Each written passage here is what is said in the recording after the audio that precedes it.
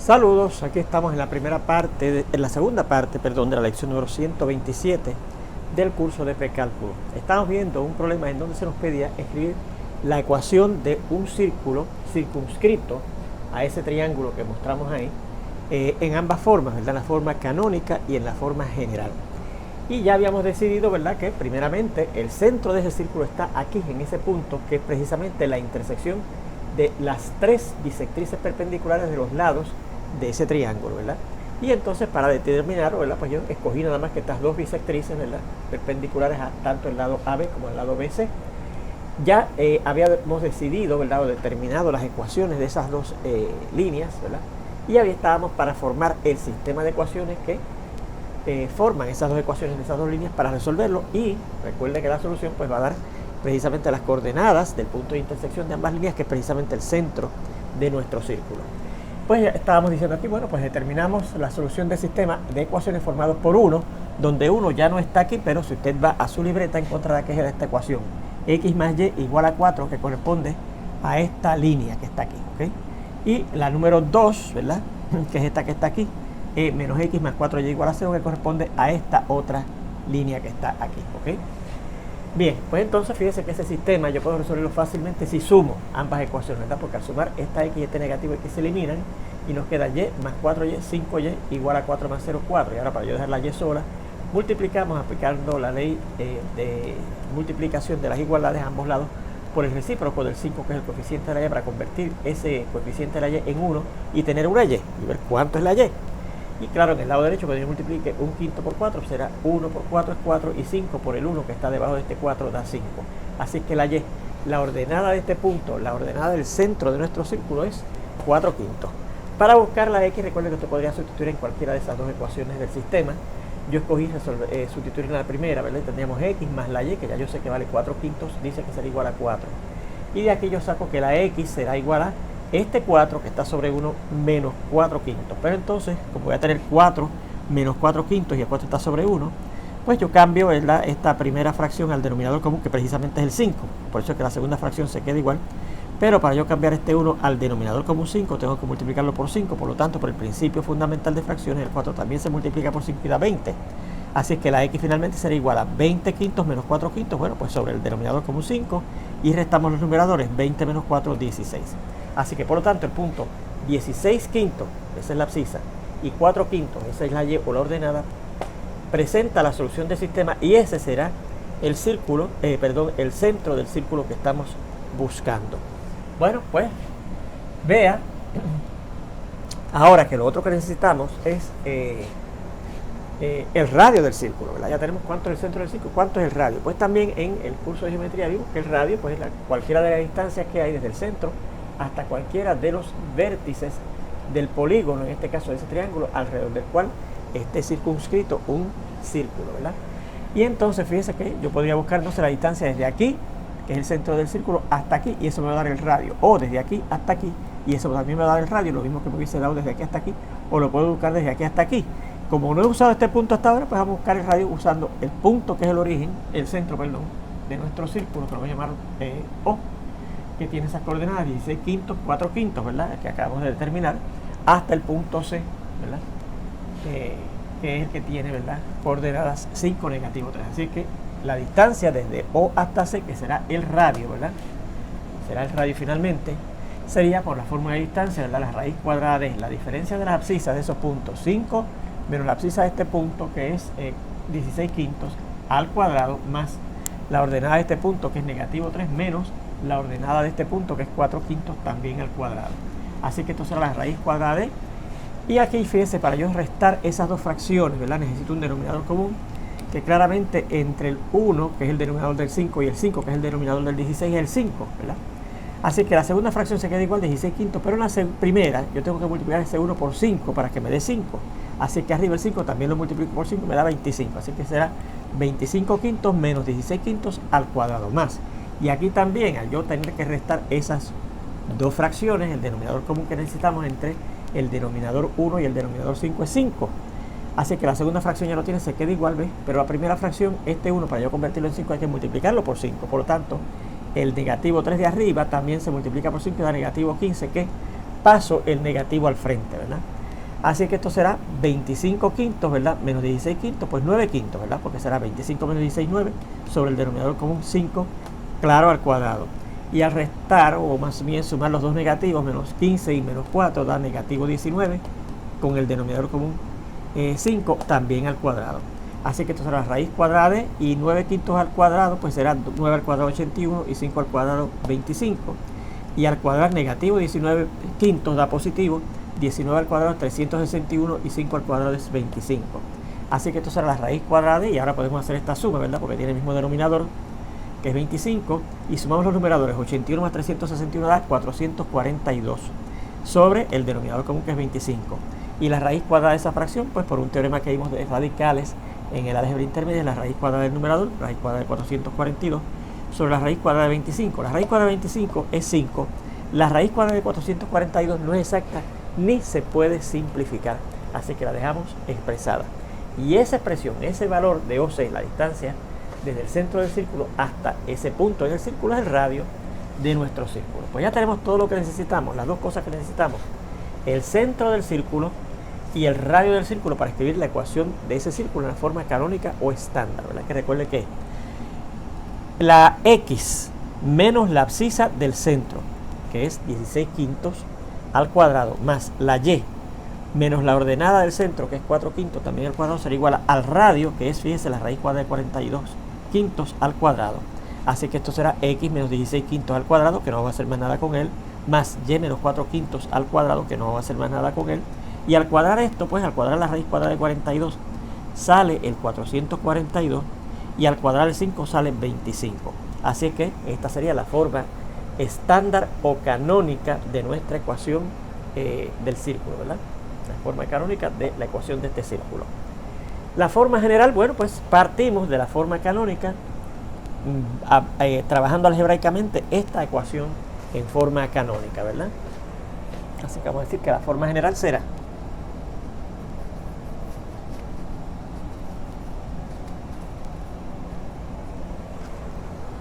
vamos a borrar aquí.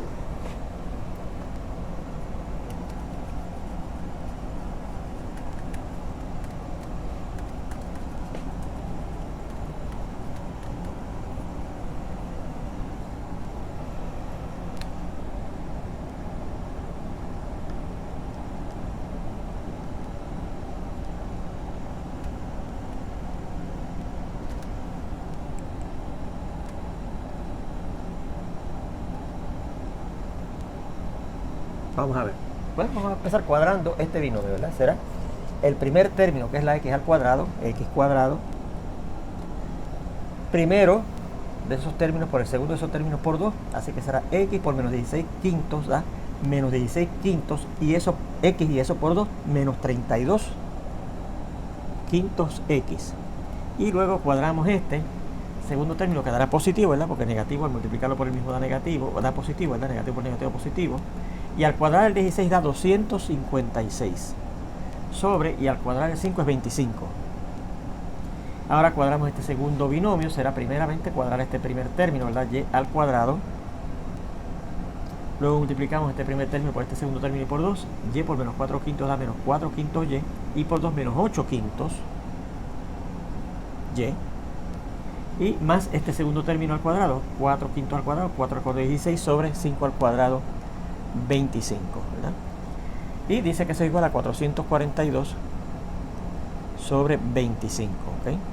Bueno, pues fíjense que ahora lo que yo podría hacer es tratar de eliminar esas fracciones que aparecen en esa ecuación, ¿verdad? Y fíjense que lo eliminaríamos multiplicando por el mínimo común múltiplo que haya entre los denominadores de las fracciones que contiene esa ecuación. Fíjense que los denominadores son 5, 25, 5, 25 y 25. El mínimo denominador común es el 25, ¿verdad? Porque el 25 es múltiplo del 5, así que ese es el mínimo común múltiplo de entre 5 y 25, y por lo tanto es el mínimo denominador común por el cual necesitamos multiplicar ambos lados de esa ecuación aplicando la ley de multiplicación de las igualdades para eliminar esas fracciones. Así que aquí tendríamos 25 por x cuadrado, pues eso mismo, 25 por x cuadrado menos. Fíjense que aquí el 25 cancela con el 5 y queda aquí un 5 que se va a multiplicar por el 32. 5 por 32x más. Al multiplicar 25 por esta fracción 256 sobre 25, el 25 se cancela y nos queda 256, más al multiplicar 25 por y cuadrado, eso mismo, 25y cuadrado. Al multiplicar 25 por menos 8 quintos y, el 25 cancela con el 5 y nos queda aquí un 5 que por 4 da, por 8, perdón, da menos 40y.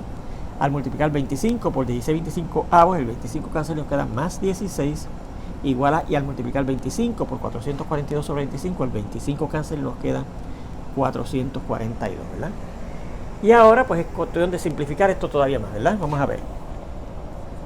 25x cuadrado menos 5 por 32, ¿verdad? Entonces 5 por 32, vamos a ver cuánto da. 5 por 2 es 10, llevamos 1, 5 por 3 es 15 y 1 es 16. 160x más 256, que dicho sea de paso, lo podemos combinar con el 16, ¿verdad? Y 256 más 16 da 272 más 25y cuadrado menos 40y. Y este 442, al fin y al cabo, en la forma general yo quiero tener 0 en el lado derecho, así que vamos a ir transponiendo ese término constante al lado izquierdo para dejar el 0 que necesitamos en el lado derecho, ¿verdad? Será igual a, menos 442 al transponerlo al lado izquierdo será igual a 0. Y continuando con la simplificación de esa expresión, ¿verdad? Bueno, pues vamos a recordar que la forma general de un círculo primero exige que tengamos los dos términos con las variables x y y al cuadrado, ¿verdad? Primero la x al cuadrado y después la y al cuadrado, ¿verdad? Generalmente se escoge ponerlos en orden alfabético. La x primero y la y después. Así que será el término que contiene nuestra x, nuestra variable x al cuadrado, que es precisamente este primer término, 25x cuadrado. Luego vendría el término que contiene la y también al cuadrado, que es el 25y cuadrado. Luego vendría los términos que tienen las variables a la potencia 1 y primeramente se coloca el que contiene la x. Sería el menos 160 por x. Y luego vendría que tiene y a la 1, que es el menos 40y. Y entonces, ya que tenemos los términos con las variables al cuadrado, los términos con las variables a 1, vendría el término constante, que sería en este caso la resta, ¿verdad? O la suma de 272 más el negativo de 442. Y si hacemos esa resta, bueno, da negativo, ¿verdad? Porque el 442 es más grande que el 272, da negativo. Y al restar 442 menos 272, a ver, 2 menos 2 es 0. 4, habría que coger uno prestado, ¿verdad? 14 menos 7 es 7. Y finalmente, 3 que nos quedaban aquí, menos 2, 1, menos 170, y dice que eso es igual a 0, y esta sería la forma general de la ecuación de ese círculo que buscábamos en ese problema que nos daban, ¿okay? Bien, pues con esto terminamos la discusión de la geometría analítica del círculo. Claro, en su libro hay muchísimos problemas adicionales sobre el círculo, ¿verdad? Problemitas parecidos a este, ¿verdad? Así que los invitamos, claro, a que los traten. Bueno, vamos a ver entonces precisamente la segunda sección cónica que vamos a estudiar, que es la parábola, que es la otra sección cónica que usted conocía, ¿verdad? Conocíamos el círculo, porque desde geometría estudiamos el círculo, ¿verdad? Y conocíamos la parábola porque desde el álgebra intermedia, o a lo mejor no, creo que aquí mismo en el precálculo fue que estudiamos ya la parábola, ¿verdad? Y esa es la sección siguiente cónica que vamos a estudiar, la parábola. Recuerden que son 4 que vamos a estudiar, ¿verdad? Las otras 2 que usted no ha visto todavía es la elipse y después la hipérbola, ¿ok? Bueno, pues la parábola. Vamos a empezar dando la definición de lo que es la parábola. Claro, recuerden de dónde surgía una parábola. Surge, según este tema de las secciones cónicas, de la intersección de un plano con un cono recto circular, ¿verdad? De manera que ese plano sea paralelo a un elemento de nuestro cono. La intersección que resulta entre el cono y el plano es una parábola. Pero la definimos de otra manera aquí, como un lugar geométrico. Dice así: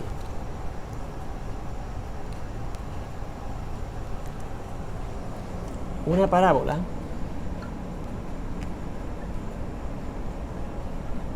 es el lugar geométrico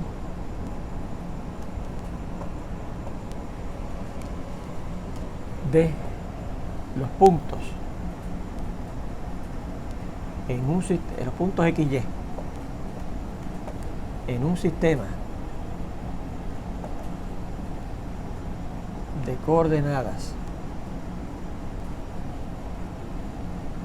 cartesianas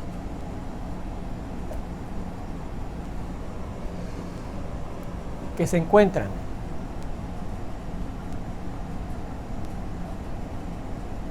equidistantes, y eso quiere decir, recuerden, a la misma distancia, ¿verdad? De un punto fijo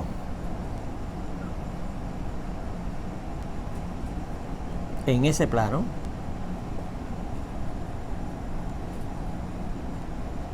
llamado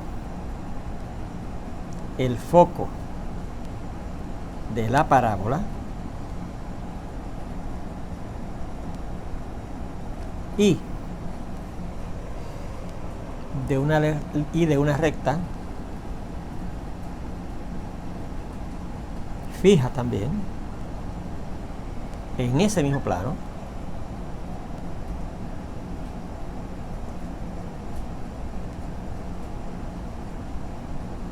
llamada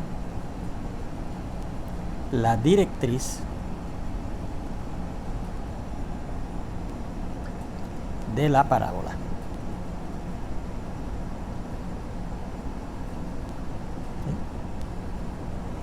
Bueno,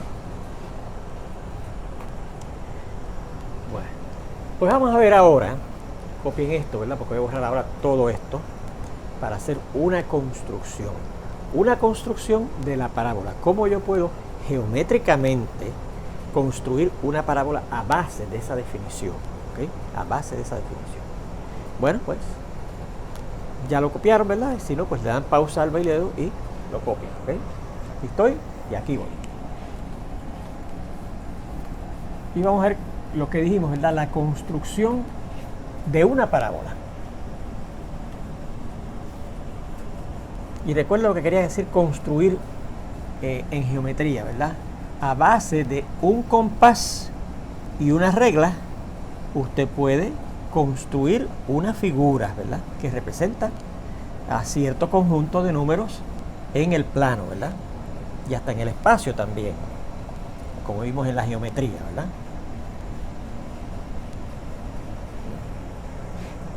Construcción de una parábola.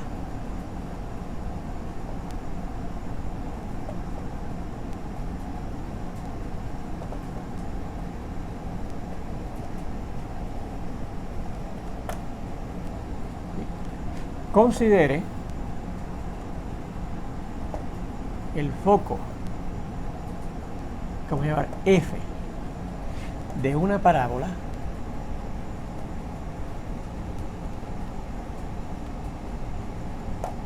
y la directriz, que va a ser esta línea de primo de ella, de esa parábola, ¿verdad? Bueno, pues miren, vamos a suponer que nuestra directriz es esta línea, la línea que vamos a llamar de prima, ¿verdad? Por aquello de directriz.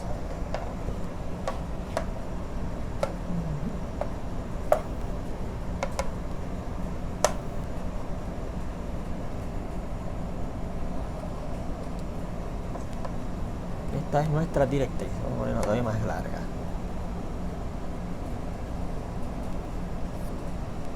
Vamos a llamar, como dice ahí, la línea de prima. Esa línea, en ese plano, es la directriz de una parábola. Y vamos a suponer que este es el foco. Este punto que está aquí es el foco de la parábola. ¿Ok? Bueno. Pues lo primero que voy a hacer, vamos a indicar acá lo que vamos a ir construyendo, es construir, ¿verdad? Como aprendimos en geometría, yo no voy a hacer aquí los detalles de dónde, con el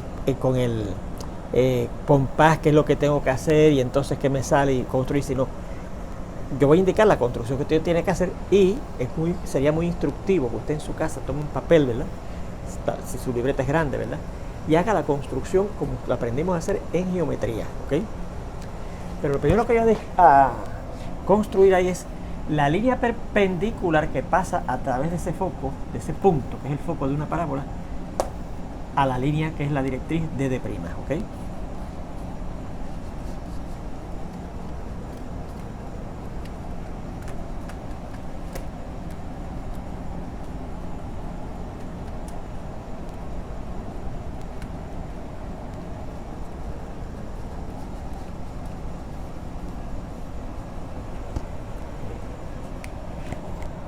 Construya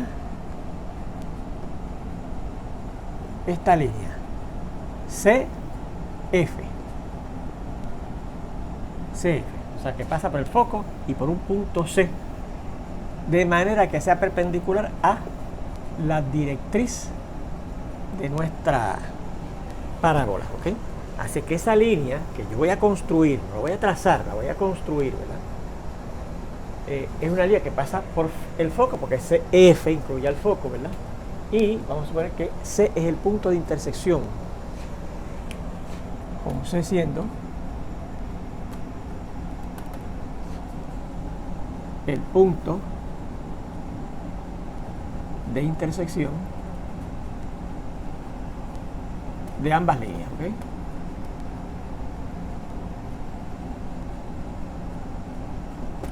Así es que, ¿cómo se reconstruía? Pues ustedes recordarán cómo se construía, la voy a hacer en su casa, ¿verdad? La cuestión es que voy a considerar aquí esa línea que voy a construir, que es la perpendicular que pasa por el foco y perpendicular a la directriz. Yo diría que más o menos así, ¿verdad? Es que se forma un ángulo recto en esa línea, con esa línea, ¿verdad?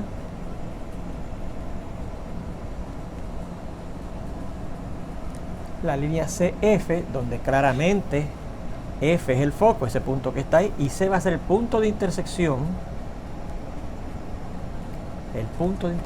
de esa línea CF con la línea D', o sea que este es el punto C, ¿okay? El punto C. Bien. Construya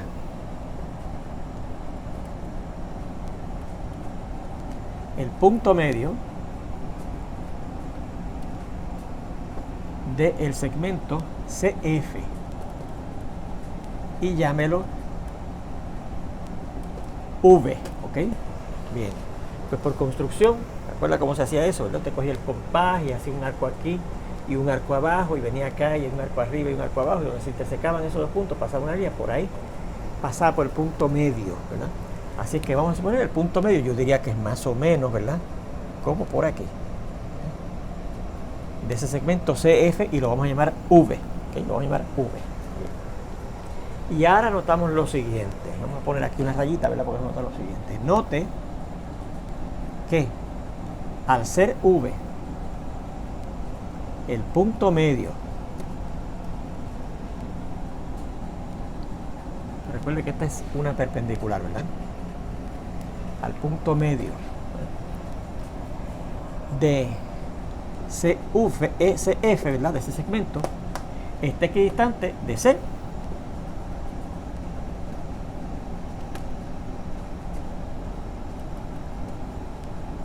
Que dicho sea de paso, fíjense que la distancia desde V hasta C, hacer la distancia perpendicular desde V hasta C, es la distancia también desde V hasta esa línea D', que es la directriz de nuestra parábola por definición de lo que es la distancia desde un punto fuera de una línea hasta una línea, el segmento, la medida del segmento perpendicular a la línea, ¿verdad?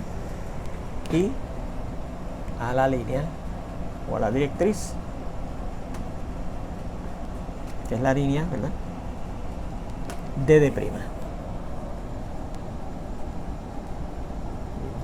Y es equidistante desde C y también es equidistante hasta F, porque es el punto medio de ese segmento, ¿verdad? Que está ahí. Y DF, ¿verdad? Bien. Pues mire, como ese punto está a la misma distancia de la directriz de la parábola y del foco de la parábola, recuerde que los puntos que son así, que son equidistantes hasta un punto fijo llamado el foco de la parábola y hasta una línea fija llamada la directriz de la parábola en un mismo plano, pues ese punto va a estar en la parábola, ¿ok? Así que entonces V va a ser un punto en la parábola porque es equidistante tanto del foco como de la línea que es la directriz, ¿verdad? Y recuerde que el conjunto de los puntos o el lugar geométrico de puntos que se encuentran equidistantes desde un punto fijo llamado el foco y una línea fija llamado la directriz de una parábola están en la parábola. Así que por la definición, luego por la definición de parábola, V está en la parábola que estamos construyendo, ¿ok? Bueno, pues ahora seguimos. Construya, más bien, seleccione un punto Q. Antes de eso, seleccione un punto Q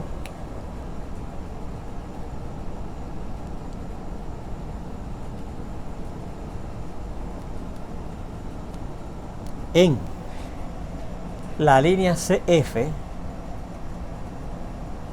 esta línea. Ok, tenemos que seguir allá. Pues bueno, vamos a coger aquí un espacito, ¿verdad? En CF, a la derecha del punto V, ¿verdad? Y construya la línea